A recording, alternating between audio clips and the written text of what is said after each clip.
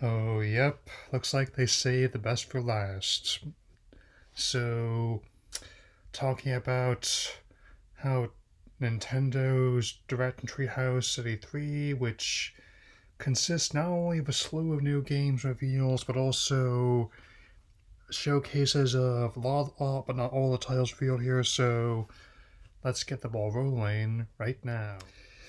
First off, definitely we got that hot one, but not both the next Smash Fighters, and it's actually one of my most wanted, if not my most wanted pick, a Tekken rep, Kazuya in Smash. I mean, definitely looking forward to. I expecting it was going to be one of those reveals and I saw someone throwing the other Smash Fighters into a pit. So it's gonna be him or Hihachi, and I was hoping for Jin, but again, I have been most wanting a Tekken rep or Soul Calibur one out of any of them, which made sense given how Bandai Namco was involved, and it's clear that both Sakurai and Harada from the Tekken series definitely get along quite well. So I suppose it's only a matter of time. And I gotta say, this makes up immensely for a Pyra Myth earlier this year.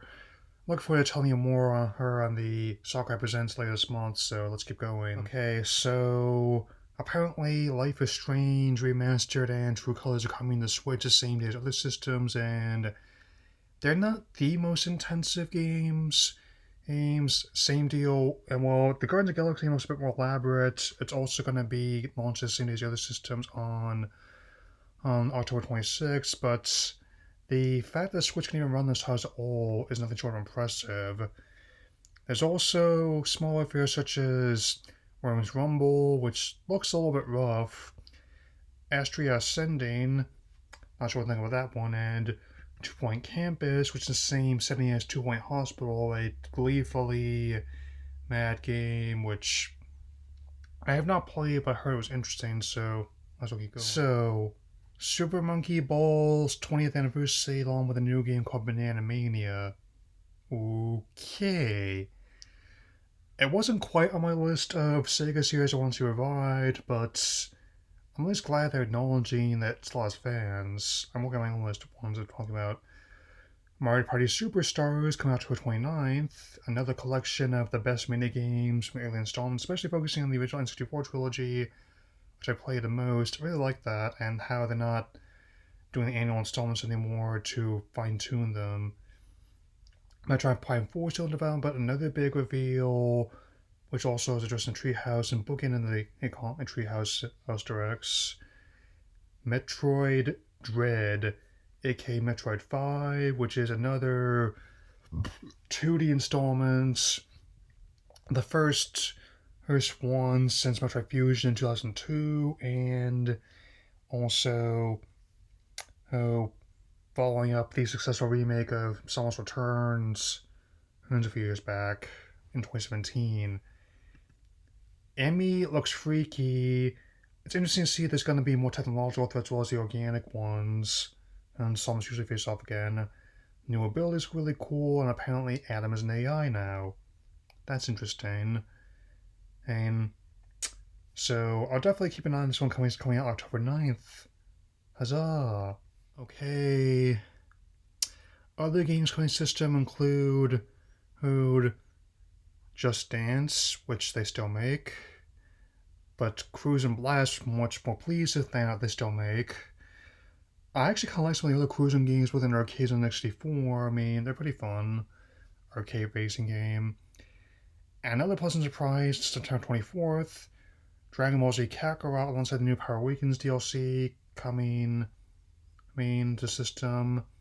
And one of the ones I'm anticipating the most being Mario Golf Super Rush on June 25th. So, the first new Mario Golf in 7 years. Definitely looking forward to playing that. Once again, I am still surprised as they're pushing Monster Hunter Stories 2 so much. I mean, so I just keep asking myself why. I mean, I also really dislike the term Monsty. Stop trying to make that happen, Capcom. It's totally not going to happen. But what is going to happen is my enjoyment for WarioWare Get It Together, which is the first new WarioWare they've had in some time, coming on September 10th. And what I'm even more excited for, Shin Megami Tensei 5 coming on November 12th. I mean, should not be a problem, given how other games that weren't in this part of have a different target audience.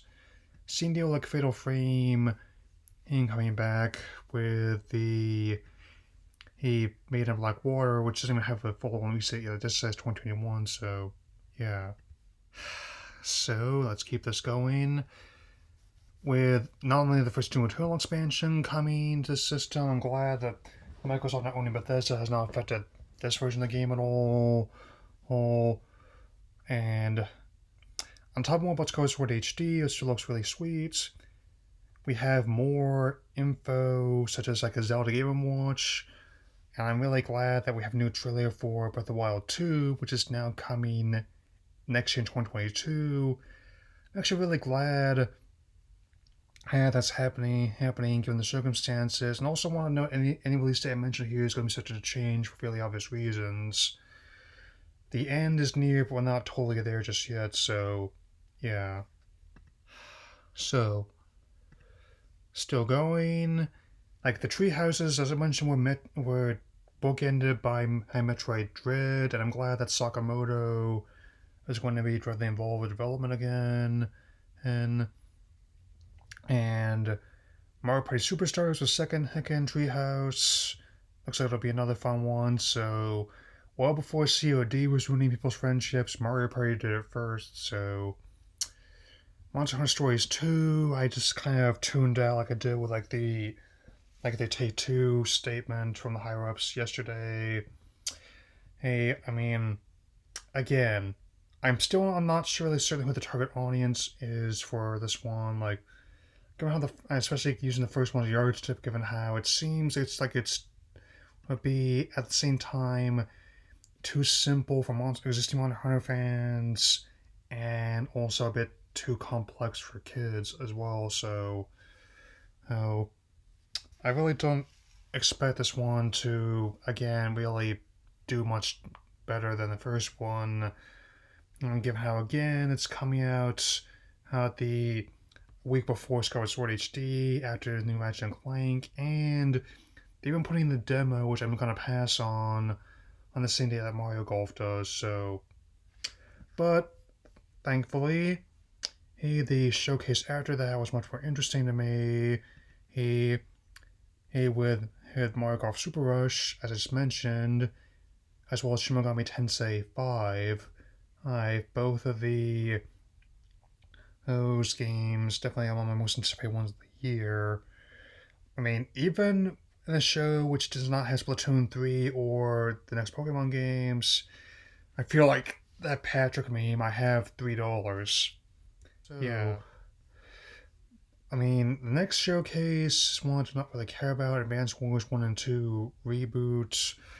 It's my term, it's their terminology as well as mine, so I have not played a single entry in the series in 20 years. I had no intention of starting now. And WarioWare Get It Together I found to be much more interesting to me. And